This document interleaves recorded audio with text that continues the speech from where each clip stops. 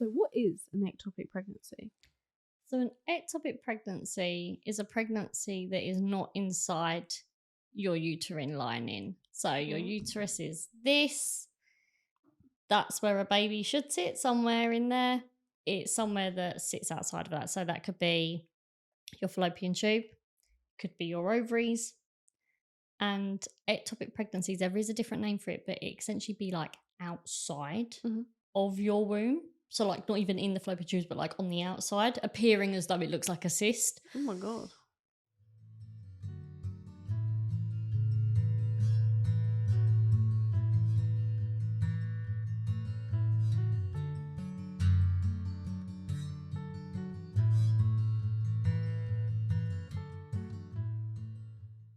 Hello everyone and welcome back to the Truth of Grief podcast. We hope you're enjoying the episode so far. Please don't forget to like, comment and subscribe as it means the absolute world to us. On today's episode, I am joined by Kaylie.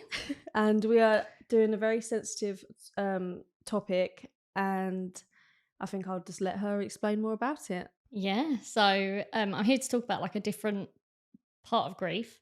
It's something that a lot of people are familiar with, but it's a bit of like a niche grief. It's pregnancy loss and ectopic pregnancy, to be specific. So, well, why are you here? I think the main reason why I'm here is one, because you're my friend, and two, because I think ectopic pregnancy is, although it's quite common in statistics, it's actually not common when you look around your friendship groups. There's not really one single person that you could call out apart from me that's had it. And I think to have a voice for the survivors and the sufferers is really, really important. And it's also like a different aspect of grief and like a different way of navigating. So it's really important that I get that message out there and support for other people as well. Yeah, I think before, obviously, I heard about you going through it. I think I'd heard of an ectopic pregnancy before, but I didn't know anyone who had been through it or really kind of what it entails, what you go through, what it means or anything. I've literally got no idea. And I think a lot of people probably don't know. So yeah. So to like give you just a plain statistic, like it happens to 1 in 80 people. Okay. So you find that a lot of pregnancy losses are sort of like 1 in 4, 1 in 2, depending on what they are. This is 1 in 80. So it's not as common, but it's something that is quite life-threatening. It's a danger to the mother primarily. And it's like it's just a non-viable pregnancy in the nicest way possible. Right. So it's something that when you've been through it, you know it, but up until the point you do go through it, you just don't know. And we had no idea when it happened what it actually was. And there's not enough resource out there to make the matter known, so to speak. Wow. So talk me through the beginning. What happened? So I want to preface this with a trigger warning because it's going to be a lot of TMI and a lot of sort of graphic detail, but I was late on my period, and at the time I didn't think anything of it because I also had the flu, so I was like, oh, like I'm just unwell, that's fine. And then I came on my period and it was just extremely heavy, extremely painful. But again, I'd always suffered with that, so I just didn't really think anything of it. It got to about 3.5, 4 weeks, and my partner was like, this is a bit much. We need to go and get it checked because you're doubling over in pain. Like you can't cook properly. You can't do things. I was suffering at work silently. Went to my nurse and she was like, okay, you have a coil in, so let's check that. Checked that, absolutely fine. I was describing the type of pain I was having and she was like, do me a favour, go home and take a pregnancy test. And I was thinking, this woman has no idea. Like, I'm on my period. Like, there's no way I'm pregnant. I got home and I literally remember at 5 p.m. I took it and it came back positive. So I called back the doctors and I was like, so I'm calling back because my pregnancy test is positive. And they had a look at my notes and they were like, okay, let me put you through to the nurse. She was like, I know what this is, but I want to be sure. I'm sending you to the early pregnancy unit because I think there's something more going on here. So I was like, oh, okay, fine. Waited for the call the next morning. I was at work in London, and they called and said, we think it might be an ectopic. Don't know if you know what that is, but don't worry about it. Don't search Google, which is the worst thing you can say to anybody. Because you're going to go do it. Because I'm going to go do it. She said, but can you come down today? So in that time, I was on the train, Dr. Googling, for the worst case scenario. But then I saw a lot of positive things and a lot of positive forums saying, oh, yeah, it's fine. Just an injection. No problem at all. So that was kind of the beginning of that situation, was going home and going to the early pregnancy unit.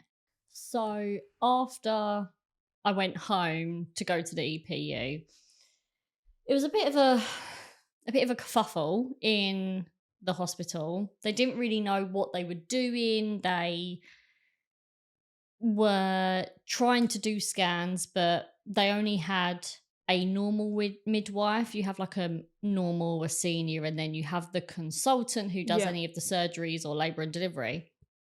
They only had a normal midwife on. So she was rummaging around trying to find what was going on, couldn't find anything. So they did blood tests, had to confirm what your hormone level was. And then they was like, okay, we're sending you home, but you need to come back tomorrow. I was like, okay, fine. So went back the next day, saw a senior midwife, and she said, I think this is ectopic. I need to get the consultant in. Consultant then came in and was like, yeah, like, we're definitely looking at ectopic, but your HCG level, your hormone level is really low. We'll do another blood test. It started slowly trickling down. And I was like, okay, we'll come back in 2 days, have another scan. So this was like day 4/5 by this point. Came back, he did another scan, but my hormone level shot up, which from what I know now is normal. It can fluctuate quite a lot because it's sitting in your fallopian tube. It's a misplaced pregnancy. So they was like, right, okay, we can do the injection, which is an injection in your bum, and it just terminates the pregnancy and your fallopian tube, just push it along. But at that point, I was already exhausted. I'd had so many blood tests, and I was like, I'm not happy. Keep coming back here. Like, I'm missing work. I need a quick resolution. And the consultant did another scan and was like, are you happy to have surgical intervention? And I was like, well, what's that? And he said, well, we're going to cut it out and you'll probably lose your tube. Right. But you might lose your ovary, because we don't actually know how bad it is until we get in there. Right. So I was like, okay, no problem. And at first I was really, really calm.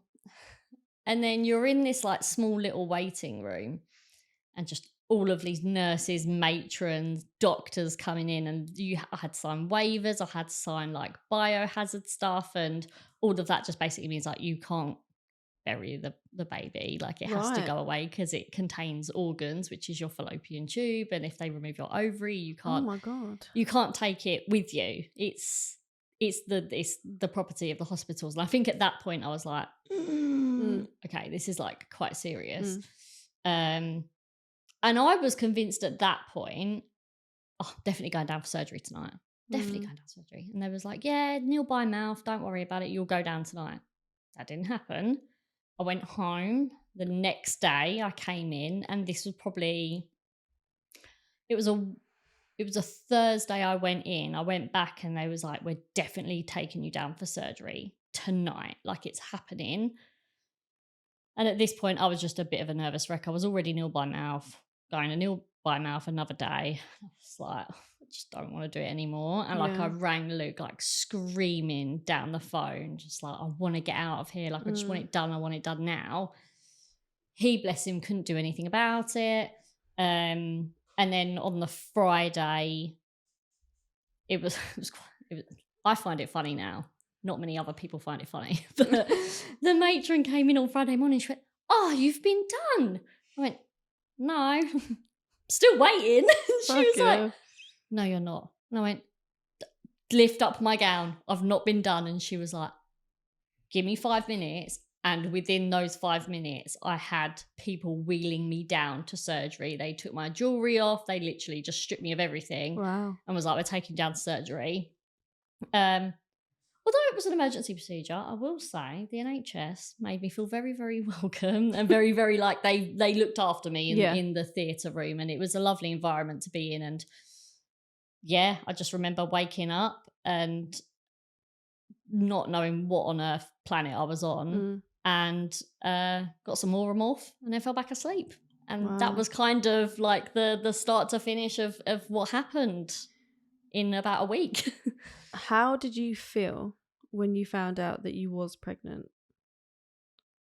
So controversially, as soon as the lines came up, me and Luke were like, we're not keeping it. It wasn't financially viable. No, we didn't have the space. We were fresh in our relationship. We'd been together like 6 months. It wasn't a position where we were going to put ourselves in financial jeopardy or even just like open that up. No. You've both got kids from obviously previous relationships as well. So yeah, you've got them to contend with. Yeah, absolutely. And but I was in the process of selling my place and he lived in a flat at that point. So it was it just wasn't viable. So when we found out the pregnancy test, before they even said they were sending us to EPU, we was calling the abortion clinic that runs in Southend, trying to like leave voicemails and say, we want to get an appointment, we want to do this, we want to do that, because we just thought it was a normal pregnancy. Yeah. And that's quite controversial because I do have friends that have really, really struggled with IVF and wanted to have babies and can't.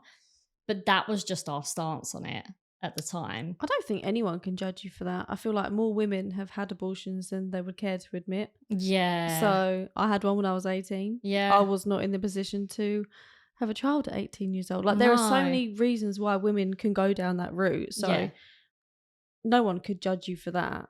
No, definitely. But it was always that kind of guilty feeling. And like I knew like my sister was like the one person that wouldn't judge. So I like immediately spoke to her.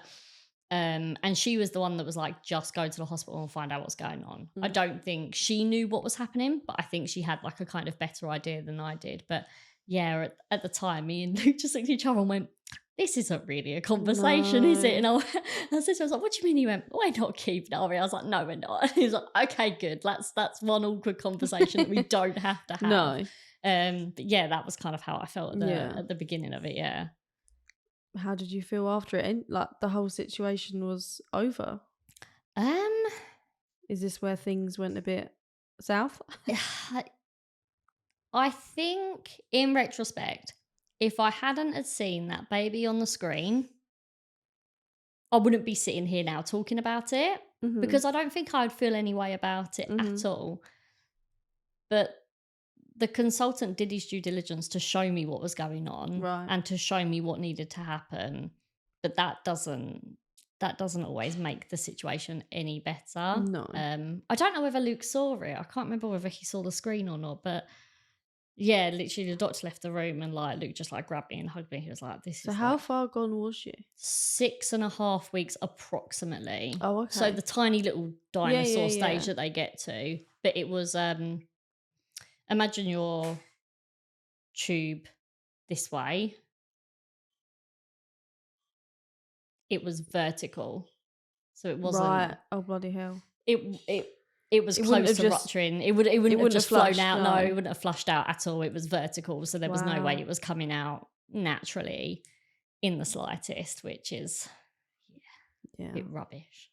So, I mean, it's a good thing you went down this like surgery route because it would never have worked with the injection. So no, that's it exactly. And I think when you're told when it's ectopic, you know, if we don't do this, you're going to die. That's quite a scary thing. Is that what they said? Yeah, if there's any rupturing of any kind or any split in the tube, whatever, you're at like 90% risk of getting sepsis. You have to have blood transfusions, and luckily I could avoid that. But you know, that's the very, very bad part of it. Or you could die. That's pretty bad. It's not. Can't really get much worse than that. No, you couldn't, to be fair. But that's kind of, you know, where where it sits, and it's just really shit news. And Yeah. I don't know whether we both processed it that day that we were told at all. I don't think you can. No. So what is an ectopic pregnancy? So an ectopic pregnancy is a pregnancy that is not inside your uterine lining. So your uterus is this. That's where a baby should sit, somewhere in there. It's somewhere that sits outside of that. So that could be your fallopian tube, could be your ovaries. And ectopic pregnancies, there is a different name for it, but it essentially be like outside of your womb. So like not even in the fallopian tubes, but like on the outside, appearing as though it looks like a cyst. Oh my God. It can also form like that. But it is a non-viable pregnancy. It won't naturally move itself down. Once it's planted there, it's a done deal. It's life-threatening to the mother. The baby won't survive in any circumstance. And if it's not treated and terminated, it could potentially kill the mum. Wow. So you say you didn't obviously process it that day. When do you think it started to affect you, and did it affect you? I think for the first couple of weeks I was in recovery. It's only a keyhole surgery, but it takes a lot. Like a whole tube was removed. There's a lot of scarring, a lot of stuff that you need to physically be able to do to recover. So in that time, I was mostly in pain. So my thought was genuinely the pain. I think it started to hit home for me when I realized that the choice was taken away from me. So I mentioned that we wasn't going to keep it, but to have that choice almost taken from under my feet, I felt that it was unfair. I felt that there were things that could have been better explained in the hospital. Because essentially they just gave me some pamphlets and that was it. When I left, it wasn't very well organised. But even now I'm still processing. I've spoken, knowing that I was coming on here, I've spoken to a lot of mums and a lot of people in a group that I'm in. They all feel the same. They're still processing to this day. There's not a day that goes by where there isn't a thought about the pain, or if there's a recurring pain, they think about it. But in terms of processing the loss of a baby, I would probably say that hit maybe like 2 months after the surgery. And I just felt sad, like all of the time. And there was no real way of bringing me out of that. It just felt just the biggest loss. I can imagine, obviously, when you first find out you're pregnant, you know you're not going to keep it. But then you don't know that you might not. In that moment, you said, no, that's it. Yeah. But you didn't actually go through with it because you couldn't. Yeah. So you don't know if your mind would have changed. You don't know if after you saw the baby, you would have thought, no, I can't go through with that. A lot of women find out they're pregnant. No, I can't keep it. A week goes by and they're like, I've accepted it now. Yeah. I'll make it work if I have to. Like, yeah. You probably had a lot to unpack there. Yeah. And I think, as I said before, if I hadn't had seen the screen and what was going on, I think my decision would have been really firm and I would have been fine, or finer than what I am now. But like seeing it, that whole baby didn't get a chance, didn't get a fighting chance. And I think for me, I felt it was just really inhumane for it to just be disposed of as biohazardous waste. Yeah, it's a really say goodbye. Yeah, it's a really, really small detail that I've only really recently unpacked, but like that's a baby. That's not biohazardous waste. They've just discarded it as well, as if it's a bomb. Yeah, exactly.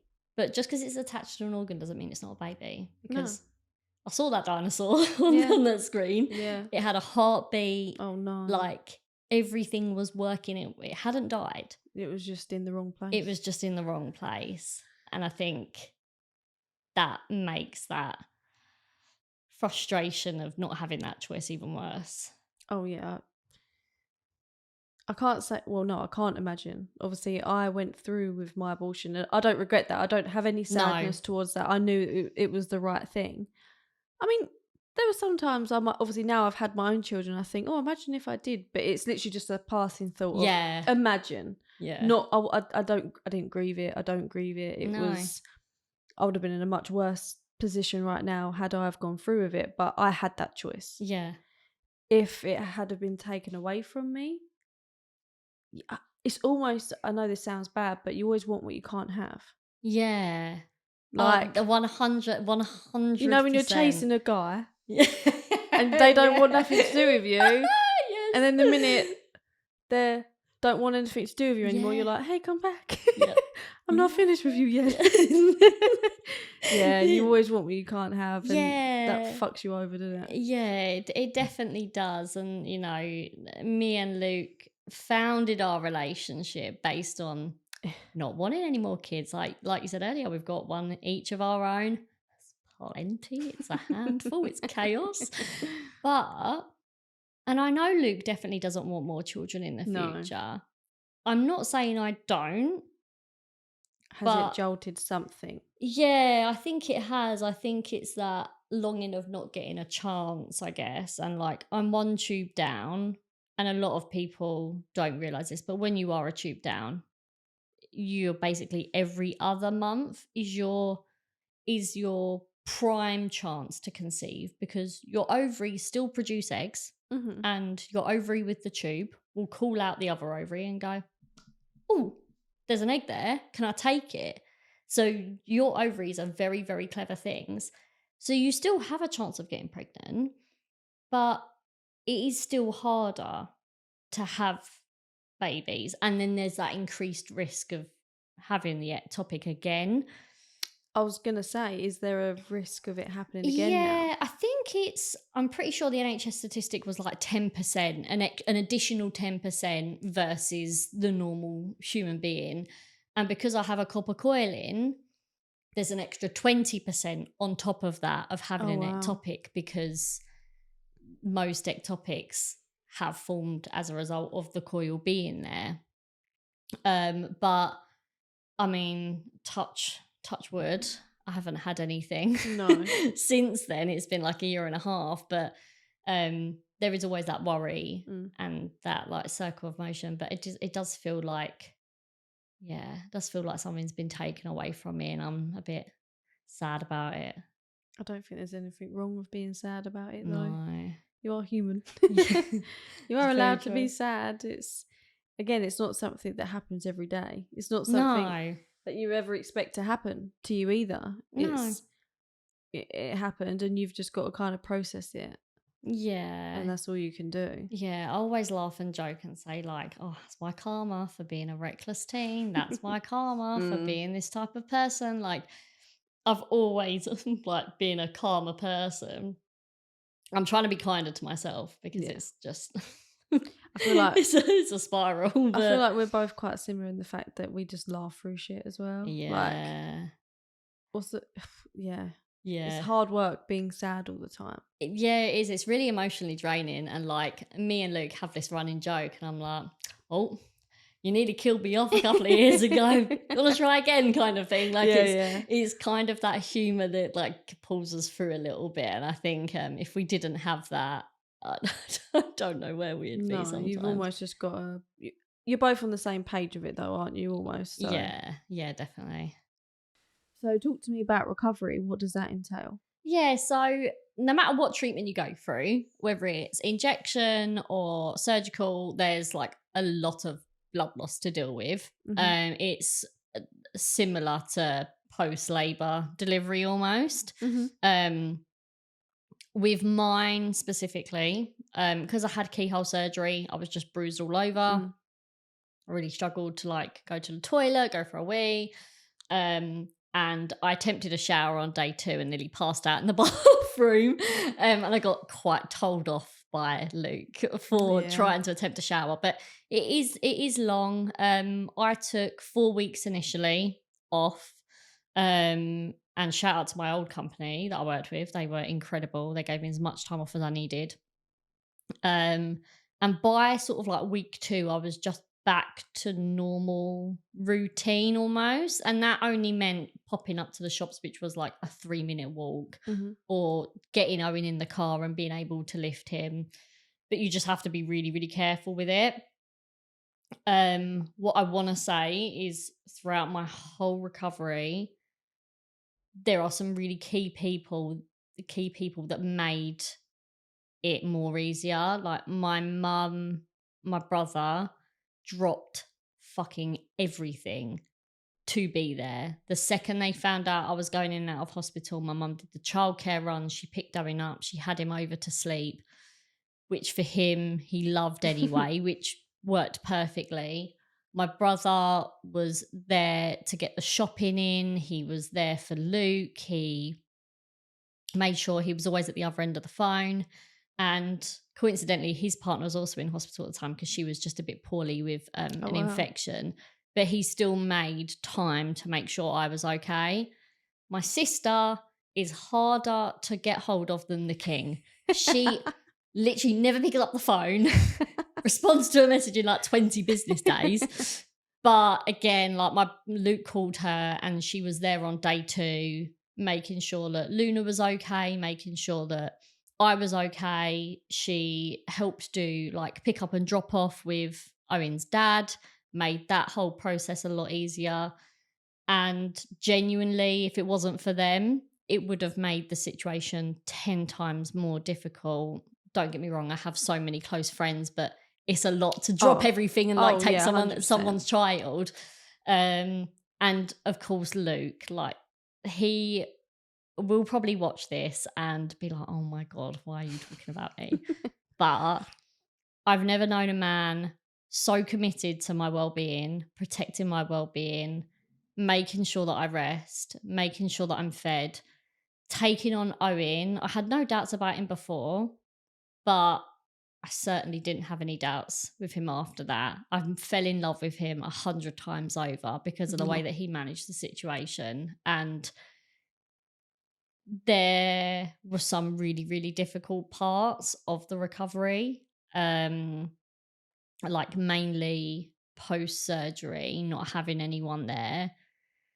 There were some decisions that were made that no party was happy with, but had to happen because Luke has his own child and has to look after his own child and follow his arrangements and stuff like that. That was very, very difficult, but he fully made up for it in the weeks after. He worked from home solidly, blocked out his calendar for work meetings, and he has like a quite intense job. So for me, that you couldn't ask for more. I literally couldn't. Like I tell him every day how much I love him, but genuinely couldn't have made it through any of that. And he bought me like a little like memorial box from a charity called Simba, who are like a early life loss or pregnancy loss charity. And we unpacked it and I literally was just like sobbing my heart out because it was just the most thoughtful thing.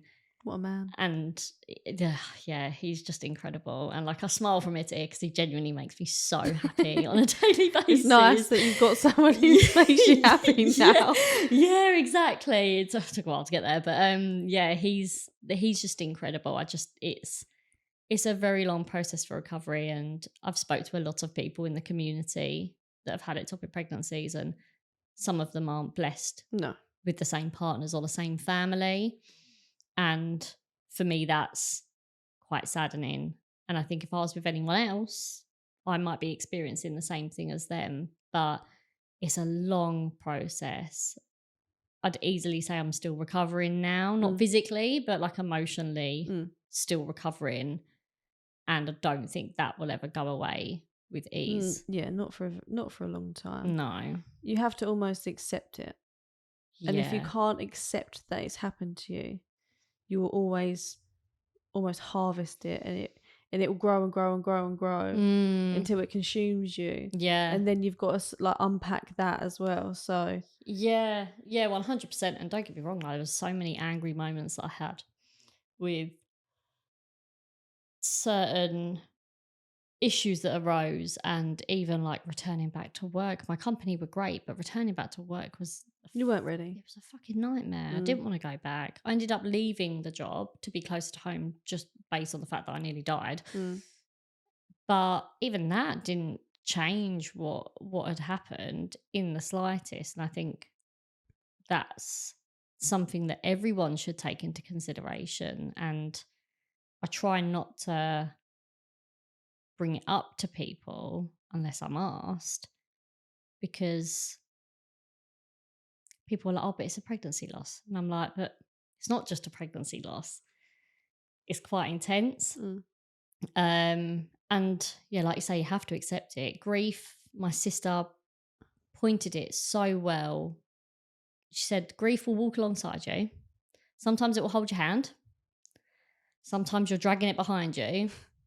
Some days it's tripping you up and making you fall over. But it's there to stay. Wow. And you have to just move with it. And if you can't do that, then you need to get help to Wow, do I've that. never heard that. That's No, crazy. my sister has been through it, bless her. And when she said that to me, I was like, do you know what? That's so true. Move with it. Like, if it's there on a good day, it's there on a good day. If it's there on a bad day, well, other people are just going to have to accept that. Yeah. It's nothing I can control. It's just something that's happening. But yeah, that when she said that to me after the Ectopic, I was like, do you know what? It makes so much sense. So you was obviously speaking about Luke, and I can just see how happy you are, like in your relationship. Yeah. But did it affect your relationship in any way? I can't speak for Luke at all. And I know that he, at certain points, has really struggled with it. And there's certain things with it that he won't talk about. Yeah. Certain things he's definitely happy to talk about. But to a certain degree, it has affected us positively because we grew so much closer. We grew like tenfold. We became such a close family unit and it was unbreakable. There are other aspects to it where, because I feel like he's on his own journey with his grief, I sometimes don't always fully let out how I'm feeling to protect him, because I don't want him to feel that pain. I don't want him to feel my pain. But sometimes it would be helpful if we could. You both need to be as open and honest.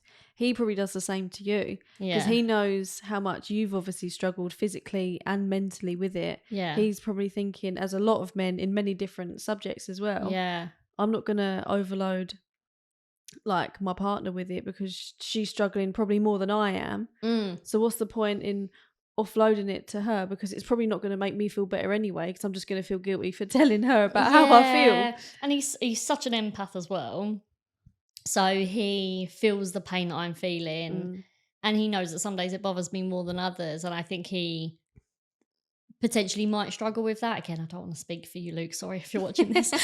But I feel like sometimes he doesn't want to do that because he knows that we feel each other's pain so rawly, and sometimes that might be too hard to cope with in that sense. So obviously it has affected you like massively in your life, in your relationship. What steps have you taken to recover, like mentally, and to get better? Yeah, so when it first happened, when I was working for my old company, they issued like emergency counselling, and that was just to basically like pull me through till surgery, pull me through after surgery, which was amazing. I then moved to my new employer, and I'd kind of just like buried it. And then it all came to a head. I was struggling with other things, and then it all just came out in like one big clusterfuck. 100. It was like a Coke bottle. It's sticking Mentos in a Coke bottle and watching it explode. So I had counselling very recently with my new employer, and that was just talking therapy. And I think it definitely helped because I needed to blurt out how angry I was, why certain things were done, why my partner wasn't there when I woke up from surgery, why did it happen to me, why was I failed, why is there not enough funding? All of those whys I had to get out of my system because I couldn't hold it in anymore. No. She was incredible. And she just allowed me that space, and she did like call me out on things, and she was like, well, how do you think Luke feels? Like, he's completely aside like to you, and he hasn't got the medical facilities to make you feel better. He hasn't got this. He wasn't the surgeon that did it. He didn't fix you. He's still trying to fix you. Like, you need to take into account that he's probably feeling actually 10 times worse than you because he's hopeless in different ways. Yeah, he's hopeless in this situation. And I needed the calling out 100%. But it did make me like open up a little bit more to see, actually, do you know what, this is a wider problem.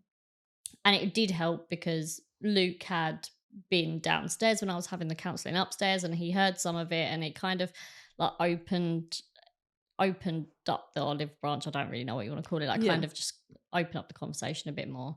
I've recently gone through a different type of therapy who I'm still seeing now, and she's also wonderful. That was actually from the NHS through Therapy for You. Yeah. Whilst I appreciate that waiting times are bloody awful, like, they have really worked well with me, and she is incredible. For me, the thing that I'm struggling with at the moment is every single month I'm triggered by it. Right. Every single month, if I'm a day late, I don't feel better until I've taken 10 to 20 pregnancy tests. Yeah. There are, and Luke's going to kill me because this is going to be on a podcast, but there are ones that I hid from him and put them straight in the bin outside. Yeah. Because I was so ashamed of doing it. But I don't feel settled until at least a week after my period, when I've taken that final test and I've gone, cool, I'm not pregnant. It's not an ectopic. Great. But that only leaves me 2 weeks of feeling normal before it starts again. It's like PTSD almost. Well, it is PTSD. Yeah. I mean, we haven't really discussed whether it's PTSD or not, but like it very much screams it in, if in it's my affecting mind. you monthly or daily, Yeah. It's borderline PTSD, if anything. Then. So like now we're just kind of working through that, like how I can manage it on a daily basis when it comes to my time of the month. How can I manage that? But it's completely debilitating, and I think the steps that I've taken are the most crucial. I do talk to friends about it more. I'm very much open about it, like with my manager and colleagues, if it's ever appropriate to have the topic of conversation or ectopic conversation. I can't not, like, the dark humor is my thing. But it has made me a bit more open to it. There are suggestions that my therapist has said that I've definitely taken on board and will take on board. Some future things that I want to make sure that are happening for me and for Luke and for our family unit. And I think just acknowledging that it was life and that life has suddenly gone. As you know, a loss of life is the worst thing in the world, and I'm definitely not comparing my situation to yours, but it can be debilitating, and it can literally affect your day to day. So that's what we're working on at the moment. That's all you can do, isn't it? It's not just gonna stop overnight. It's a process. Yeah, definitely. And like, I know, like, Luke won't mind me mentioning this, but like, we have had chats about potentially having couples therapy down the line. I don't think it's something that we're both ready for yet, but I think it's something that we like definitely need. Sometimes you almost need that middleman. Yeah. To, like, if you're talking and Luke wants to say something but he doesn't want to upset you, to just have that middle person to be like, he doesn't mean it like this, don't take it personally, because when two people are just having a conversation, you don't have someone's like having your back almost as well, and having the logical brain, I think, in the middle to go, you're being ridiculous. Yeah, You're taking yeah. it this way. This is how And we we're mean people it. that need to be called out. Yeah. I need someone to go, Lauren. you don't act like that. You need to sort yourself out, kind of thing. Yeah. Like we need that. Otherwise, we will just run away with our mouth. Yeah, definitely. I think when you're in like a lot of pain as well, like it's not hard to turn that off either. No. Like, sorry, it is hard to turn it off because you've got so much in your brain and it's taken over 24/7 and it just comes out like word vomit. And you can't do anything about it. The damage has already been done. And then you just got to sit there, apologise, and thinking, "Fuck, why did I even say that? Like, what was the need?" But when you're in that moment and you're grieving and everything feels too much, you hurt people. And talking about hurting people and stuff, like, how has it affected friendships and has it affected your personal life? I mean, it has. There has been some implications in terms of like immediate family units. I am very, very privileged to be in a very lovely blended family unit with Luke and his daughter's mum. But don't get me wrong, there was times where it was really, really difficult because I just no one understood. No one understood what it meant, what it was, how serious it was. It was just kind of, it is what it is, and that was it. My close friendships, I would definitely say that there has been impact with how well I am communicating with friends. Did you distance yourself? Yeah, I mean, you and me, we're very close friends, but we talk like once every 6 months, and I'm the worst person to commit to any gatherings or like meeting up because I just it's almost just anxiety inducing, and I think that's where the core of the problem is. And I have distanced myself on purpose because no one wants to see me crying every 5 seconds. As a friend, watching your friend cry every 5 seconds can be exhausting. Really? Don't get me wrong, I'm quite patient. So if, Lauren, the amount of times me and you have cried together is unreal, but it is exhausting. Yeah. Like, it's exhausting for the person, it's exhausting for the receiver. And I think sometimes that is really, really difficult. So I just distance myself on purpose. Yeah. I've probably not met up with half the friends that I used to. Yeah. Just because to tell them stuff, they're like, "Oh, how have you been?" And you just got to relive it over and over again as well. Yeah. How have you been? Well, in reality, I'd like to throw myself off the pier. Can't do that. It's not really the appropriate conversation to be having with your friends, to be quite honest. Yeah, I know what you mean. But it's a work in progress, and I'm trying to get around to like all my friends and just apologise because the last year and a half I just haven't. If they're your friends, you don't need to apologise though. Yeah. Preach. So you spoke about obviously some charities that have helped you and can help others. Can you tell me a bit more about them for other people listening? Yeah, so the main charity, the one that I went through, was called the Ectopic Pregnancy Trust. They supply resources and materials, pamphlets to all NHS hospitals and private hospitals. They are non-for-profit. They don't have any government funding as far as I'm aware.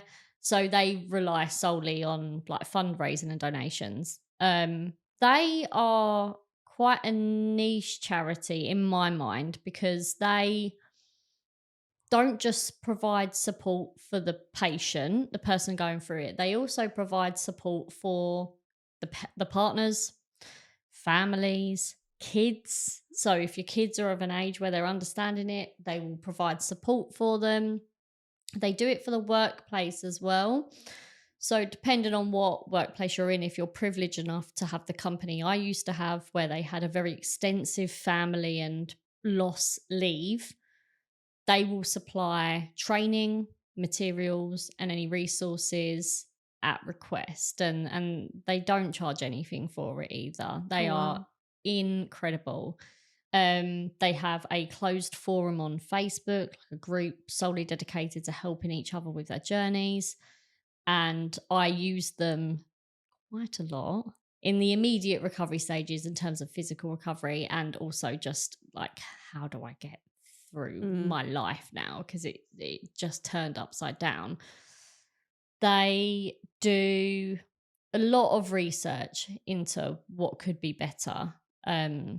Unfortunately, our NHS is completely overrun. So when it comes to any pregnancy loss, it's very much a slapdash one fits all approach, which doesn't fit ectopic pregnancy survivors or victims, whatever you want to call it.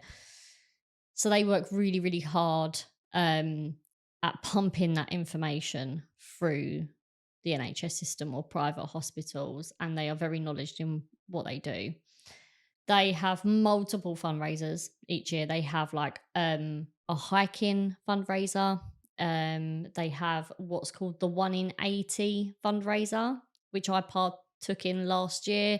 Essentially 80 miles over 1 month in August to commemorate, I guess, any person that's gone through the loss, any person you know that has. And they supply things like t-shirts and medals, and they really go all out for it. They are not shouted about enough. No. Their social media needs a lot of help. I would implore anyone, even if you don't know what ectopic pregnancy is, even if you don't know someone that's gone through it, just go on their Instagram. I believe their handle is Ectopic Pregnancy Trust.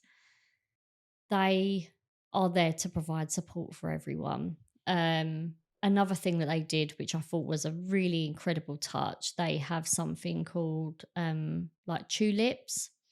And essentially, once every other week or once a month, people will submit on their website their baby's name, if they had one, the date, and they can have a tulip. And it's essentially just a post with all these tulips of all the different babies that have been lost. And it doesn't matter how old that baby is in terms of how long ago it was, they will always post.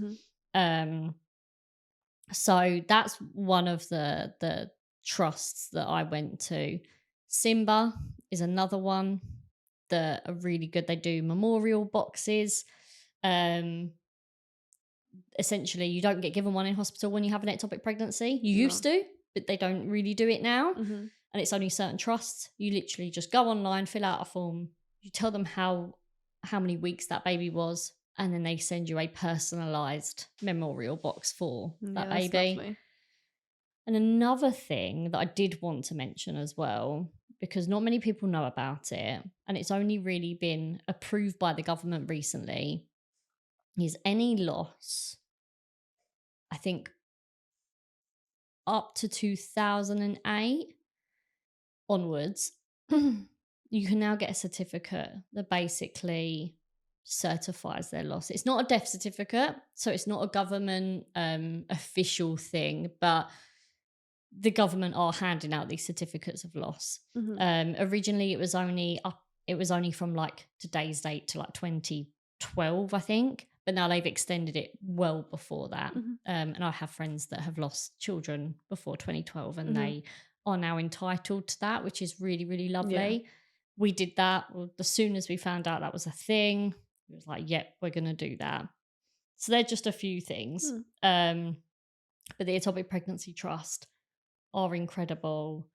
Their admin, their content team, their supporters, their volunteers that sit on the phones for all hours of the day, they can pull people out of like really dark holes, and they did for me. And I genuinely don't know how they do it. Yeah. Considering they don't get any funding. Yeah. I don't know how they do it. So they are, one of the most important trusts lovely. To me. Yeah. I think that's so lovely what that charity does. I didn't even know that was a thing. Like I didn't know.